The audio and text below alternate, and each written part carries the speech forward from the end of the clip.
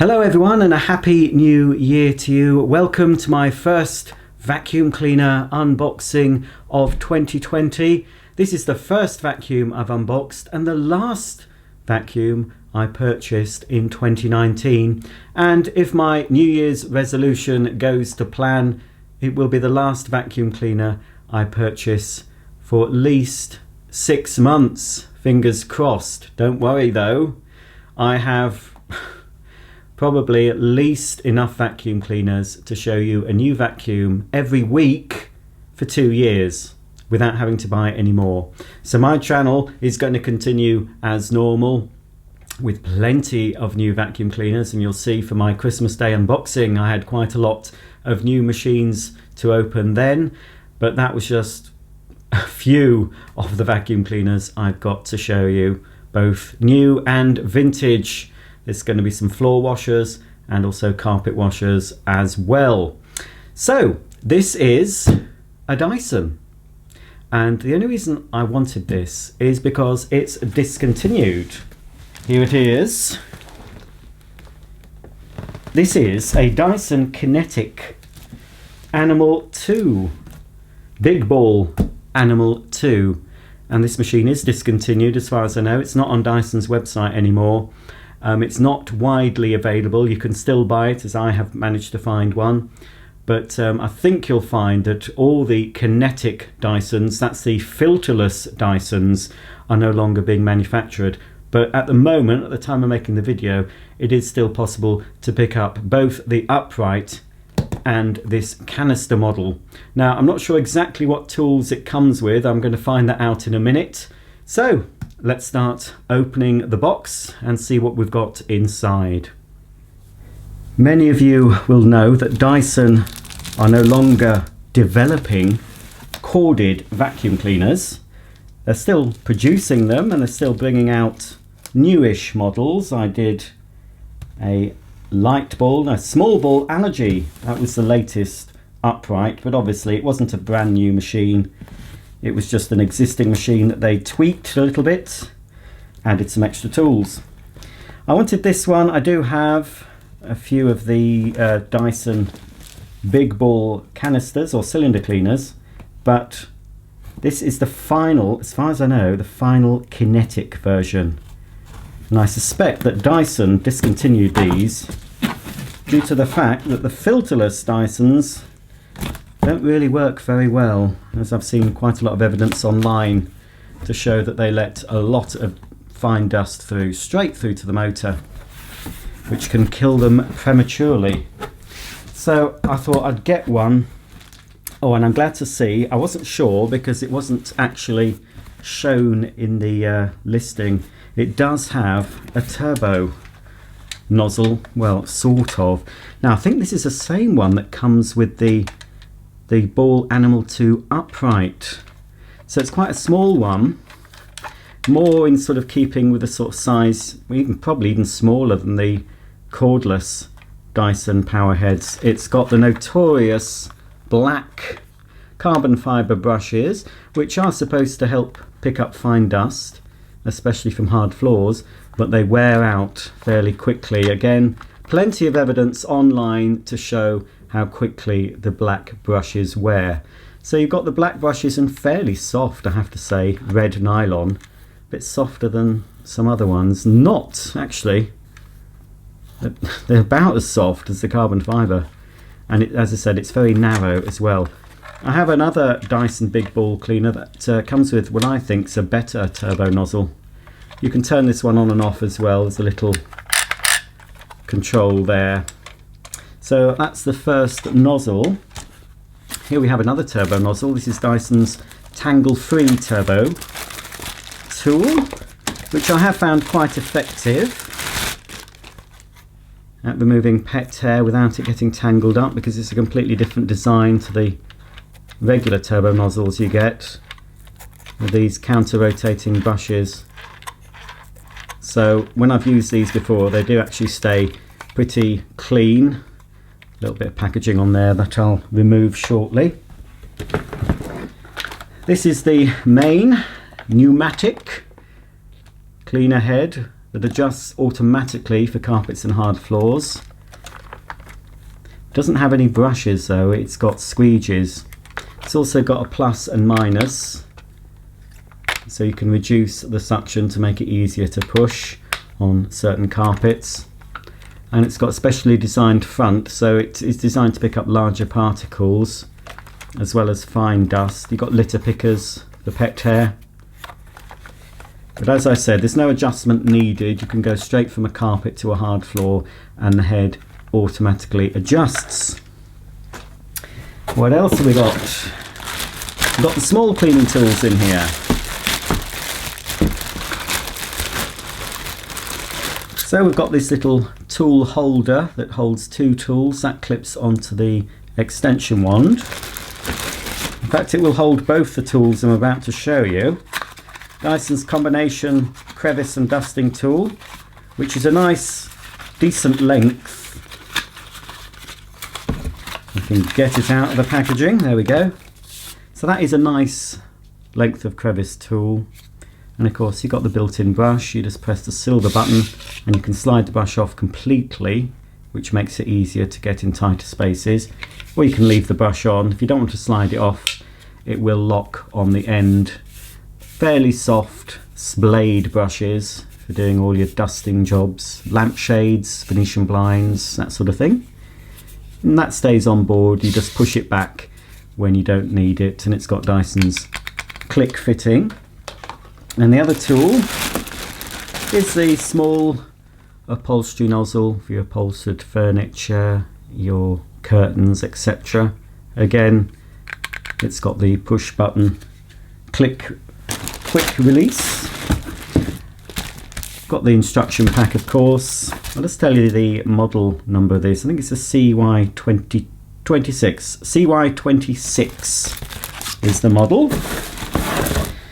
Now we've got the handle, which is an articulated handle, which is quite handy to have. As you can see, it rotates like this, moves up and down.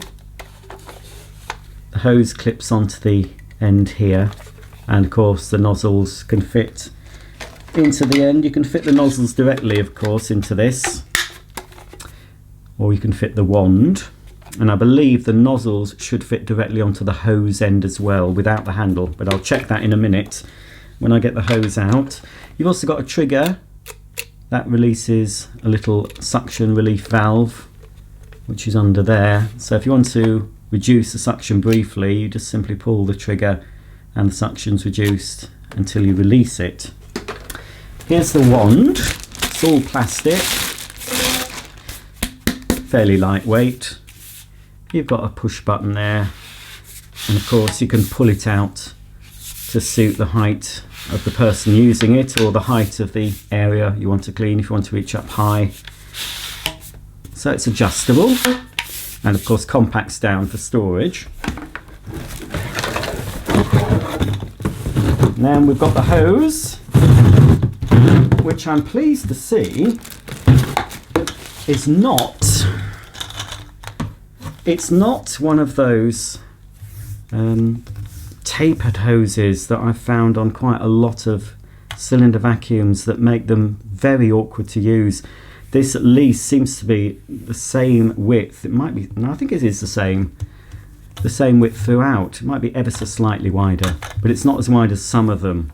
So it does make it a bit more manoeuvrable. It is quite a short hose though. This is the end that goes into the cleaner. This is the end where you can, let me just check. Yes, you can connect the nozzles, any of the small nozzles or the larger nozzles, directly to the hose. Now that is useful for cleaning in the car. It gives you a little bit more flexibility. But of course, for normal cleaning, you would connect the hand grip like that, and you can connect the nozzles directly. But as I said, if you want a little bit more flexibility, if you're in a tight space trying to clean under the car seats, it's useful to be able to connect the nozzle directly to the end of the hose instead of the handle. So I think that's everything apart from the cleaner itself.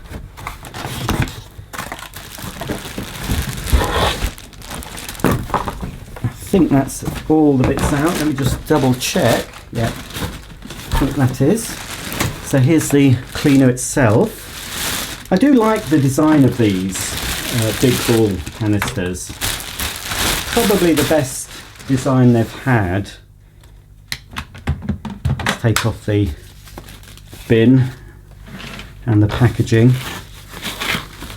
We'll have a look at the bin in a bit more detail because it is quite different to the previous model. That should go back on. And it's very smart, I have to say.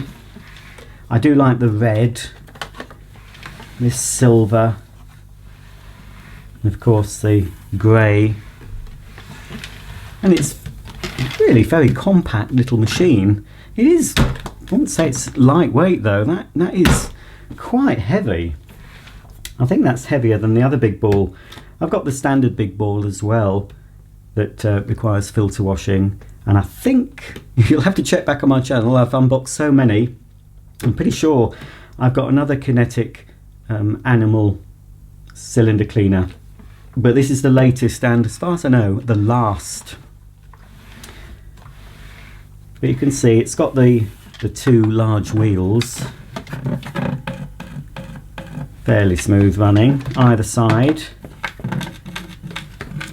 Underneath we've got some more wheels as well, two tiny little rollers really there, one roller at the front. And we'll just check the wattage of this machine. I think this will be a lower wattage to the other ones I've got, so it's a 700 watt motor.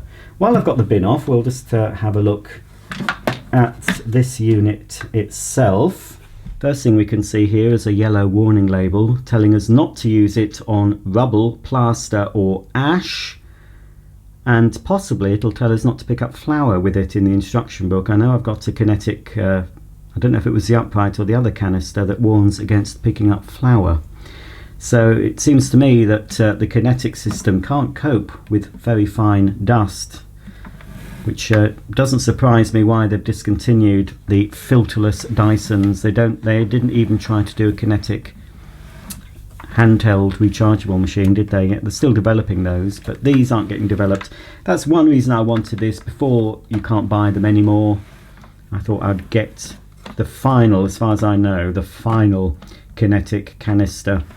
You see in the middle there, that's where the motor's located. Behind that we've got a clear channel here, so if it does become blocked we can actually see, and I think it comes off, yes, so that does come off. You can rinse that underwater if you have to, but it's easier to unblock. Quite narrow, isn't it? And the dirt enters through another quite narrow inlet there. That's where the hose goes, but then it gets narrower as it gets into this part, and then obviously it goes into the bin via that section there. So that just will just locate and clip back in like that. We've got on-off button, and this side is the auto cord rewind. So that's about all I can show you of the cleaner itself. So let's have a look at this bin. Now it does seem very overly engineered, something that Dyson have been accused of. I have a feeling though that this is a canister that has the self-cleaning shroud. Now I'm not sure how we operate this. I think we press down, so this button you press to release it from the cleaner. Now is this the button you press? Ah, it is. Well, that was quite easy to do, and it came out with some force. It seems like it could be spring loaded. Let's try that again. Yes, it's, I think there must be a spring. That does seem, I don't know how on earth you're supposed to keep that clean. Is it, can you see there's a flap there? There's a flap that opens there, as well as the main flap. I mean, it's straightforward enough to empty by just pressing the button. Oh, Oh yes, eventually. But wow, it does seem. You can just see it's got the metal shroud. Bit of dust in that. It's not new used this, but I don't know if that's just a little bit sort of talc type dust that they've used to lubricate the seal. And I believe this does come off. There is another button here. Ah, it does. So we can give this a bit more of a wipe if we need to. We can wipe around the central shroud. It's always important to keep seals clean on Dysons, on any bagless cleaner or any bagged cleaner that's got seals, because if they get any gritty particles or dust under them, they will not seal properly. So it's always a good idea periodically to get a wet wipe, a surface wipe, and just wipe around the seals. Never ever try and submerge this in water. It will not dry fully and it will end up sucking water into the motor, which will not do it any good. They're not designed to be cleaned properly. In theory, you could put water down here and let it rinse through, but I wouldn't do that if I were you. To clean these properly, they need fully dismantling, because dust will get in. I'm not going to ever see how much dust gets inside. I'm not going to dismantle this, but I'm pretty sure, despite the so-called self-cleaning tips that is in here, they're supposed to vibrate at high speed to keep them free of dust. Dust will get caked on the interior of this, I can guarantee it. So all you can do is just wipe it with a wet wipe. Say just wipe around the shroud. If it gets, it should self-clean as it's emptied. But now you've got this. This is, to me, an absolutely over-complicated bin. Look at it. I mean, it's got two flaps to open. I mean, it's got the little self-clean, it's got that little sort of silicone or rubber part round there to help wipe the shroud when it empties, which is a good thing, that you're not having to put your hands in. But it's... oh, there is a spring, look. You see that spring there, look. I mean, again, you could wipe this with a surface wipe, wipe around it, but it'd be very hard to clean this properly unless you rinse it with water, but I wouldn't recommend getting water in this. It's got the metal spring, but again, it's got seals. There's a seal here, look, and here. They need wiping down. Keep those clean. Dust will get underneath, grit will get underneath these seals no matter what you do. Even a bit of a seal there, look. So that is very overcomplicated. This is a seal that actually connects it to the machine. So again, that would benefit from wiping from time to time. So, you know, you can, at least you can take it apart a bit to clean it. But what I like about some bagless machines, you can rinse the whole bins out. I've looked at some that don't have such complicated cyclone systems as the Dysons, but at least you can take the whole bin off and actually rinse it in water to clean it. So, you know, this is certainly not one, and I'm sure in the instructions it'll tell you not to get this wet.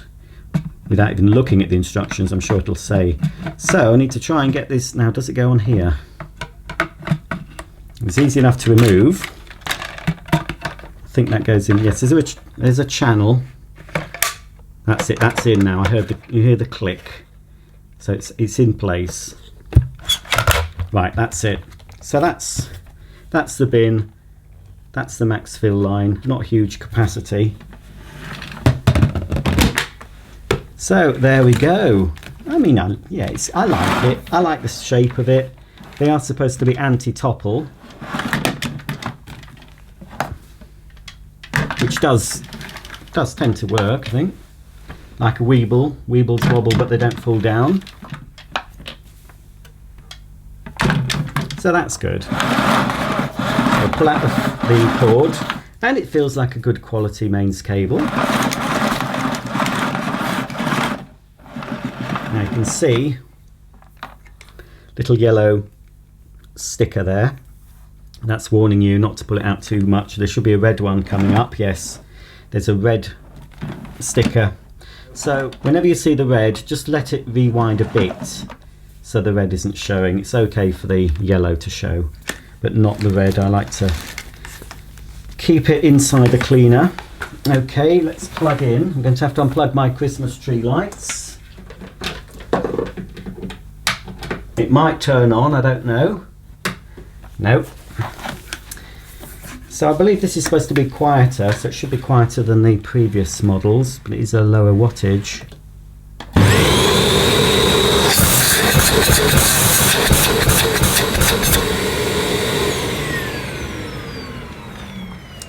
Yeah, it's not a bad noise, quite pleasant. It's definitely got a suction relief valve, because I could hear it as I blocked off the end. I could hear air escaping from somewhere, so it will have a valve inside to prevent the motor from overheating. So if you overfill it or you have a blockage and you don't notice, the valve will open to allow the air to continue to flow through. Because if you block off the end of a vacuum cleaner and the motor still goes, the motor will overheat eventually because it doesn't have the airflow to help cool the motor.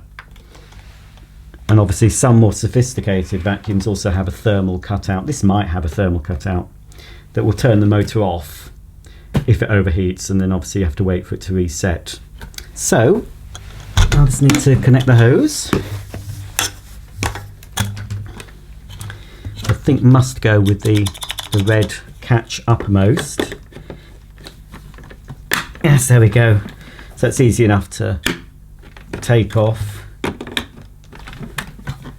It's a bit stiff to attach, but it is new, and I think once it's attached most people will leave it attached, and then we can pop the handle on.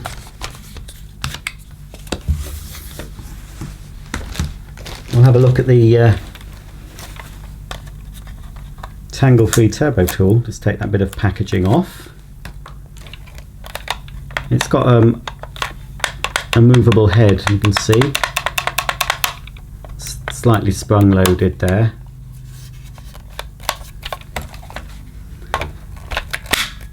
Let's turn the machine on now, see these rotating.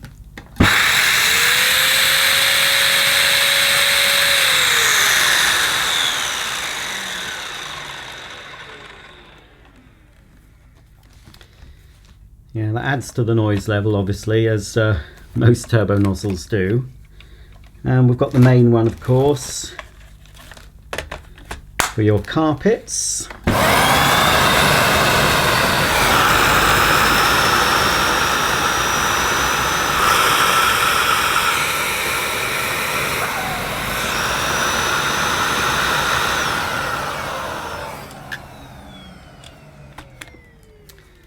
That's considerably quieter, actually. It's not too bad for a turbo nozzle. And then, of course, this is not going to do anything. Can't really see it moving up and down until actually go onto. Oh, it did move then. You can see how the base plate does move.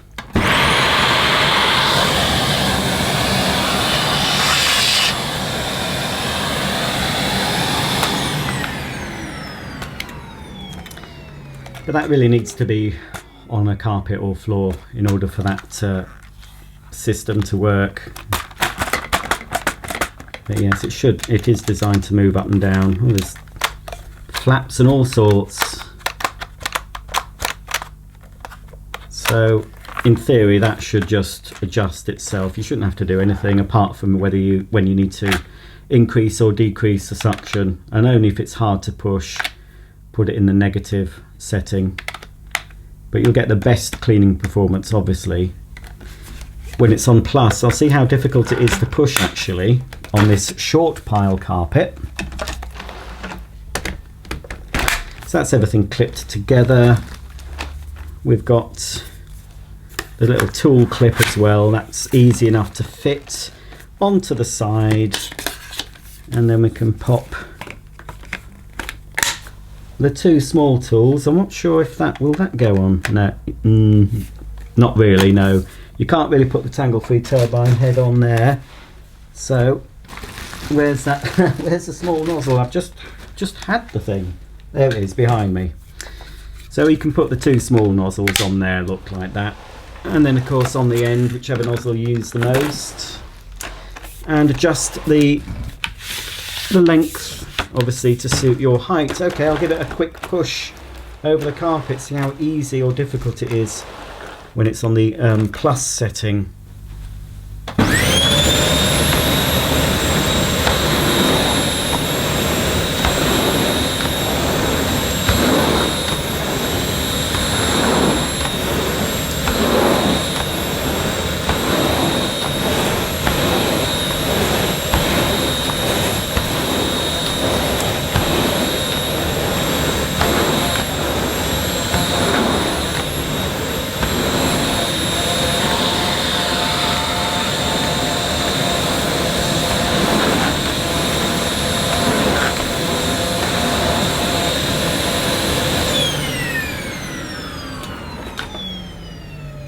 Now, it is hard to push, but not excessively hard, not like some.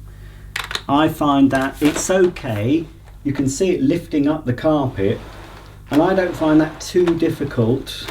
Some people might, but it's not too bad. When it's on the minus position, it is very, very easy, but then of course you're sacrificing the performance. To get the deeper clean, you need it on plus. But yeah, it's not bad.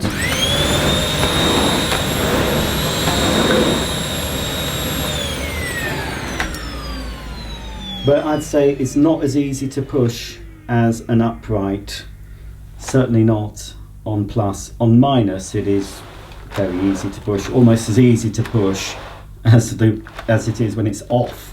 Now obviously the turbo head should be easier to push. They normally are. It's quite a bit narrower, so you might find it takes you a longer time to clean.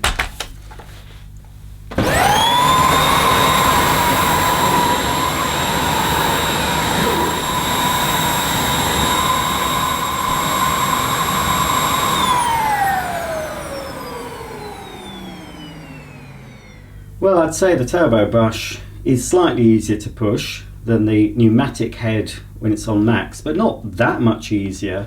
And you might have noticed, especially when I did a bit of a close-up of the nozzle stationary but the machine running, it doesn't seem to spin very fast. It does tend to slow down a bit, even on a very, very short pile carpet. So on a longer, plusher pile, you might find that that slows down even more. It's not the best design, I would say. I much preferred the previous design of turbo nozzle, but then again it might not work as effectively on this machine with the lower wattage motor. To end this first look video, I've just put some dirt down that I've emptied from one of my cordless shark cleaners. So there's quite a mixture. There's some pet hair in there, some fine grit, general dust, just general day-to-day dirt. It's not special dirt, it's just dirt I've picked up from my floors and carpets throughout the last couple of days. So we'll go over that again, but using the Dyson.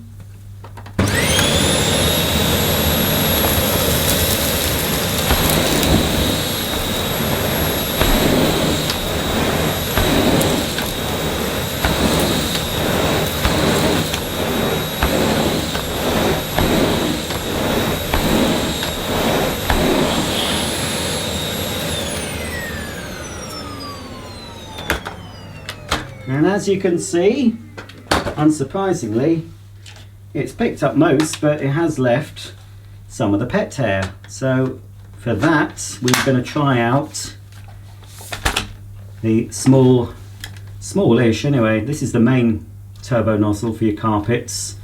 We'll see if I can remove the pet hair using that nozzle.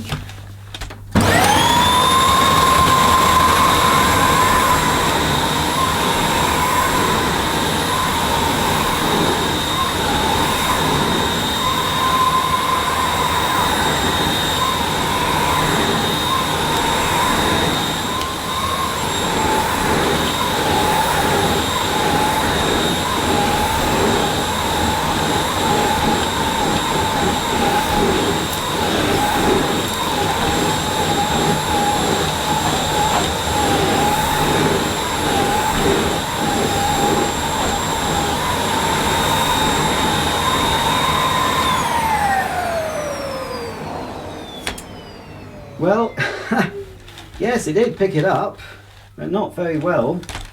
Eventually, that is poor, that nozzle, I have to say. If only Dyson would produce a motorised nozzle, and then you would have no problem with low suction, because obviously these sort of nozzles rely on the suction power of the vacuum, and you know, they often can slow down, which this one does.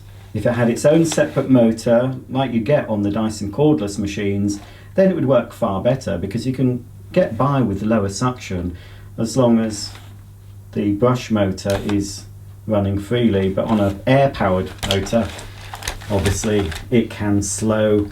So yeah, I probably wouldn't recommend, despite the fact it says animal, I wouldn't recommend it if you've got lots of pets to clean up after.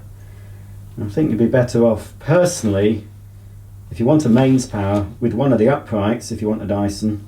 But even the cordless machines, the V8, V10 and V11s probably are the better ones to go for cleaning up after pets if you want a Dyson. So we can take off the bin again. You see the dirt that we've picked up. Empty it. Give it a shake. And you can see the shroud is clear. You have picked up pet hair. Nothing is trapped around that shroud. Obviously there's going to be dust. And you can see what I mean about the seals. Just within, you know, you've seen how much I've used this cleaner. There's already dust around the seals, and that will happen when you empty it. You can't avoid it. So no matter what anyone says, you need to keep the seals clean in order to make sure the bin seals properly. It's common sense. But that's not going to take too long for that. That's going to need a wipe before I put that away. But anyway, just to finish the video, we might as well put that muck back down, and we'll just see how effective the Tangle-free Turbine head is, a small one. There's a bit of a twig there, I'm not sure, better break that up. Rub the pet hair in, and the other debris of course. I think possibly the Tangle-free head will work better. We can leave some big clumps actually. They shouldn't, in theory, clog up anything. They should go straight through. So we'll leave those big bits. I've got the Tangle-free Turbine head attached. So we'll give that a go.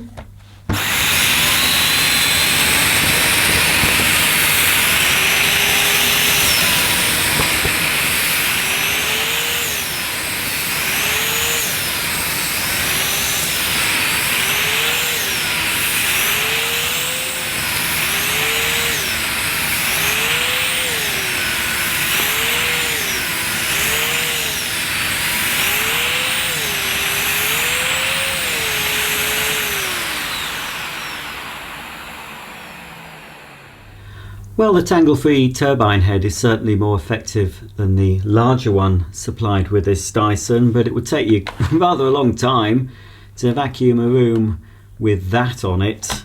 So yeah, it's a bit disappointing, or missed a bit disappointing with the main turbo head. Let's see how effective the cord rewind is. Hopefully that works properly. That's fine, no problems there. So that's the end of this video on the Dyson Cinetic Big Ball Animal 2. As I said, it's a discontinued model in the UK, certainly. But you'll have to check your local Dyson website to see if it still appears, or just Google it if you want one of these. But as I said, I'd probably give this particular Dyson a miss, unless you're like me and you collect vacuum cleaners and happen to want the last Kinetic canister, then that's fine if you want one just for a collection and use occasionally. But if you want one as your only vacuum, I think you're better off looking elsewhere. If you want a Dyson canister, there is still one available, at least one still available on Dyson's website. But personally, if you've got mainly carpets and hard floors, you don't really bother with the tools on an upright. If you've got a handheld cleaner, then I would go for possibly the Ball Animal 2 upright, or the Light Ball upright, or the recently launched so-called new model, the Small Ball Allergy, that I've done an unboxing and first look on. But it's a nice looking cleaner, it's pretty quiet. I think the pneumatic head will do a better job, especially if you haven't got pets. And for hard floors, I expect it's not too bad either. But I'll have to test it on hard floors in a later video. If you have any comments or questions about this vacuum cleaner, please comment below. Don't forget to subscribe, click the bell icon, and you'll be notified when I upload a new video. So until the next time, I'll see you all very soon, and thanks for watching.